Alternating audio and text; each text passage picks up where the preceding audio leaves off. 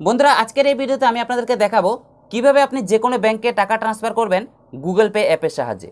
দেখেন, Google pay দিয়ে আপনি যদি কোনো ব্যাংকে টাকা ট্রান্সফার করতে চান, এর জন্য আপনার দুইটা জিনিস প্রয়োজন হবে। এক, যে ব্যাংকে আপনি টাকা পাঠাতে চান সেই ব্যাংকের অ্যাকাউন্ট নাম্বার, এবং দুই, সেই ব্যাংকের আইএফএসসি কোড। যেমন দেখেন, আমি আপনাদেরকে দেখাই। দেখেন, আমার সামনে একটা স্টেট ব্যাংকের বই আছে। দেখেন, এখন এই বইটা যখন আমি অন করব, এখানে দেখেন অ্যাকাউন্ট নাম্বার দেখা যাচ্ছে এবং নিচে দেখতে পাচ্ছেন আইএফএসসি কোড। তো এই দুইটা জিনিস আপনার প্রয়োজন হবে। আপনি যেই ব্যাংকে টাকা পাঠাতে চান সেই ব্যাংকের অ্যাকাউন্ট নাম্বার এবং আইএফএসসি কোড, এই দুইটা জিনিস আপনি নিয়ে নেবেন। এরপর আমি আপনাদেরকে দেখাচ্ছি কীভাবে গুগল পে দিয়ে আপনি সেই ব্যাংকে টাকা ট্রান্সফার করবেন। গুগল পে অ্যাপটা অন করার পর সবার প্রথমে আপনি এখানে দেখতে পাচ্ছেন ব্যাংক ট্রান্সফার, এখানে ক্লিক করবেন। ক্লিক করার পর এখানে দেখেন আপনাকে বলছে উপরে ব্যাংক অ্যাকাউন্ট নাম্বার। এখানে আপনি যেই অ্যাকাউন্টে টাকা পাঠাতে চান সেই অ্যাকাউন্ট নাম্বারটা দিয়ে দিবেন। যেমন আমি আমার ব্যাংক অ্যাকাউন্ট নাম্বারটা দিয়ে দিচ্ছি।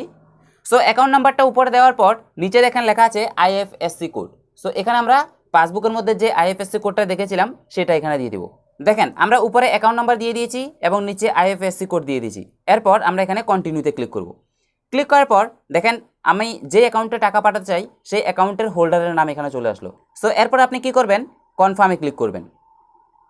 ক্লিক করার পর এখন আপনাকে বলছে আপনি সেই ব্যাংকে কত টাকা পাঠাতে চান। যেমন আমি আপনাদেরকে জাস্ট 1 টাকা পাঠিয়ে দেখাচ্ছি। আপনি যত টাকাই পাঠাতে চান সেখানে এই অ্যামাউন্টটা এখানে সিলেক্ট করবেন।